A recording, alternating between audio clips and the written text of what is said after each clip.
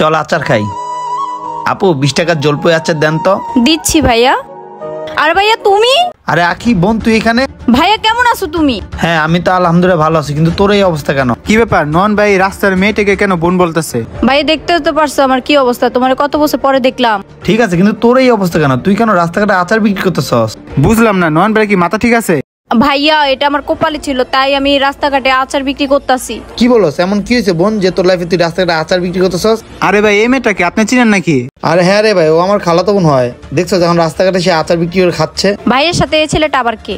নন ভাই আমি বুঝলাম না, আপনি কত বড় লোক আর আপনার ছোট বোন রাস্তায় রাস্তায় আচার বিক্রি করে? আরে ভাই এমন কিছু না, ওর ফ্যামিলি অনেক বড় লোক। আমি তো এটা বুঝলাম না ও কেন রাস্তাঘাটে আচার বিক্রি করতেছে। দাঁড়া ওকে আমি জিজ্ঞাসা করি। আচ্ছা বোন এমন কি হয়েছে তোর লাইফে যে তুই রাস্তাঘাটে আচার বিক্রি করতেছস? ভাইয়া তুমি হয়তো বা জানো না, আমি প্রেম করে বিয়ে করছিলাম। পরে দেখলাম ওই ছেলে খুব নেশা পানি করে। সে প্রতিদিন নেশা পানি করে এসে আমার গায়ে হাত তুলে। দেখো ভাই কি করছে আমার। আমিও তো একজন মানুষ, আমি আর কত অত্যাচার সহ্য করবো ওর? বলো ভাইয়া তুমি আমাকে বলো। একদিন আমি মুখে মুখে তর্ক করতে গেছিলাম, পরে ও আমার ঘাট ধাক্কা দিয়ে বের করে দিয়েছে।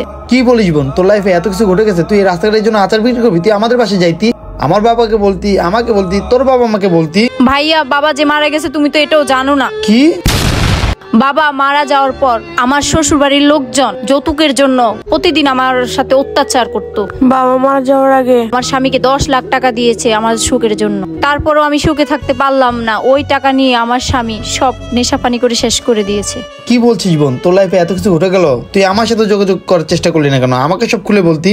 কিভাবে বলবো ভাইয়া, তোমাকে তো কত বছর পরে দেখলাম আজকেই। ঠিকই বলছস বোন, আসলে ভুলটা আমারই। বিজনেসের কাজে বাইরে থাকতে হয় তো, তাই তোদের কারোর সাথে আমি যোগাযোগ রাখতে পারিনি। আর তোরাও তো আমার আত্মীয়, আমার উচিত ছিল তোদের খোঁজ খবর নেওয়া। তোরা কেমন আছো, তোর বাবা মা কেমন আছে। আসলে আমার সব ভুল। বাই দেবে আমার যখন খারাপ সময় ছিল তখন তোর বাবাই আমাকে হেল্প করছিল, আমার বিজনেসে আমাকে অনেকগুলো টাকা দিছিল। আর এখন তোর খারাপ সময়, আমি কি তোকে হেল্প করবো না?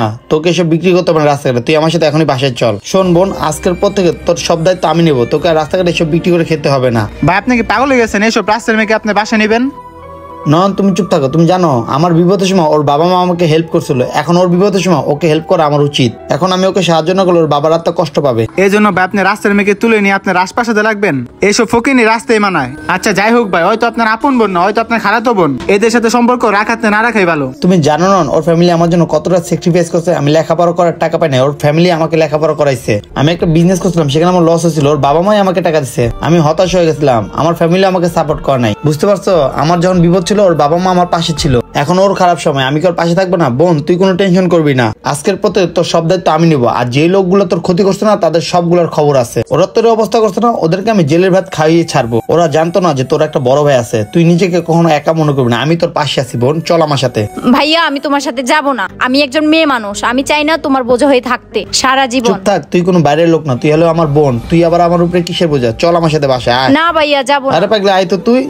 বন্ধুরা আমি কি কাজটা সঠিক করছি না ভুল করছি অবশ্যই সবাই কমেন্টস করবেন। আমাদের এই ভিডিওটা আপনাদের কাছে ভালো লেগে থাকলে অবশ্যই টাইমলাইনে পাঠিয়ে দেবেন। ধন্যবাদ সবাইকে ভিডিও দেখার জন্য।